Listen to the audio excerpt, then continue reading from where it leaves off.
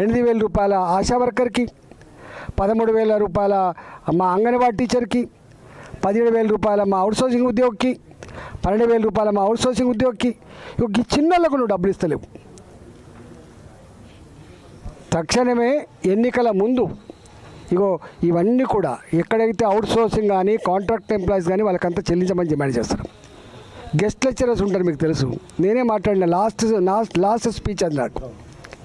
Guest lecturers ఉంటారు పాపం, 1680 మందో ఎంతో మంది ఉన్నారు.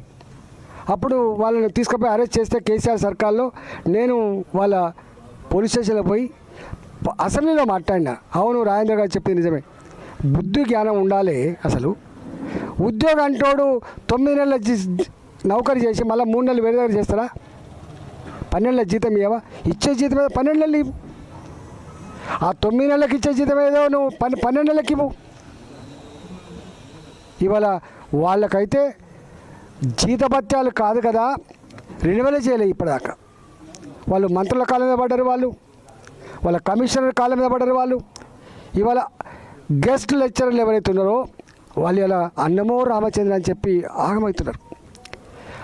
ఆనాడు కేసీఆర్ ఈ కాంట్రాక్ట్ ఉద్యోగులని, గెస్ట్ లెక్చరర్లని, అవుట్సోర్సింగ్ ఉద్యోగులని, చిన్న వాళ్ళను సతాయిస్తున్నాడు, వేధిస్తున్నాడు అని చెప్పి నిరుద్యోగ యువకులకు ఉద్యోగాలు వస్తలేవని చెప్పి అందరికందరూ పట్టుబట్టి జట్టు కట్టి నీకు ఓట్లేసి గెలిపించింది కదా. నీ గొప్పతనమా? నీ సతికిలపడ్డ పార్టీ కాంగ్రెస్ పార్టీ 10 సంవత్సరాల కాలంలో సతికిలపడ్డ పార్టీ, ఇక రాదనుకున్న పార్టీ. ఇవాళ నీ గొప్పతనంతో గెలవలే. ఇలాంటి వర్గాలన్నీ కూడా పట్టుబట్టి నీకు ఓటేస్తే గెలిచిండు మీరు. కానీ ఇలా వాళ్ళను పాపం ఒక డెలిగేషన్ చెప్తున్నారు, ఏమయ్యా ఎందుకు వచ్చినాను? మర్యాద కూడా లేదు, మాట కూడా లేదు, ఓదార్చడం లేడు. ఇవాళ నువ్వు వస్తూనే ఉంటావా, మాట్లాడుతూనే ఉంటావా, చెప్తూనే ఉంటావా? డెమోక్రసీ బాబుది, డెమోక్రసీ రాచరికం ఇదేమన్నా? అందుకనే నేను ఈ ప్రభుత్వాన్ని డిమాండ్ చేస్తున్నా, తక్షణమే ఇవాళ ఏ చిన్న ఉద్యోగులు అవుతున్నారు, వాళ్ళు హెల్త్ డిపార్ట్మెంట్ కావచ్చు, ఎడ్యుకేషన్ డిపార్ట్మెంట్ కావచ్చు, ఎంత బాధ అనిపిస్తుంది అంటే, ఏ రిటైర్డ్ ఉద్యోగినైతే రిటైర్మెంట్ రోజే కార్లో కూర్చోబెట్టి చెక్కులు అప్పచెప్పి ఇంటికాడ సన్మానం చేసి పంపాలని చెప్పి కేసీఆర్ మాట్లాడి చూసినావా?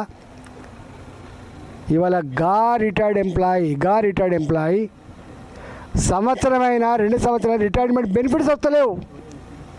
కొద్దిమంది ఏమో కమిషన్ ఇచ్చి తెచ్చుకుంటున్నారు, కొద్దిమంది ఏమో కోర్టుకు పోయి తెచ్చుకుంటున్నారు.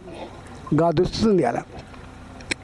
ఏమనంటే వాడు రాజు చేసిండు, వీళ్ళు రాజు చేసిండు, దివాళి తీసి, ఇది కాదు కదా.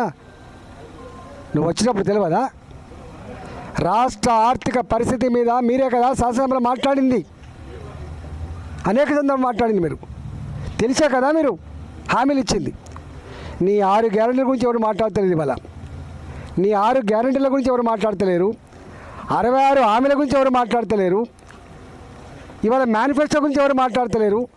మాట్లాడుతున్న వల్ల ఉన్నదాన్ని నన్ను ఇవ్వండి బాబు అంటున్నారు వాళ్ళు. పాపం ఉన్నదాన్ని దండం పెడతాం, ఉన్న పెన్షన్ టైంకి ఏమంటున్నారు. ఇది దుస్థితి. ఇలా వడ్లు, మన సన్న వడ్లు ఉన్నాయి, ఇచ్చిండ్రా ఇవాళ? ఎండాకాలంలో తీసుకున్న సన్న వడ్లకు ఇప్పటి వరకు వాళ్ళకి రావాల్సిన 500 రూపాయల బోనస్ వచ్చిందా? బిగపట్టుకొని ఇచ్చిండ్రు రైతు బంధు. మన ఒక్కొక్కసారికి రైతు బంధు బిగపట్టుకొని ఇచ్చిండ్రు.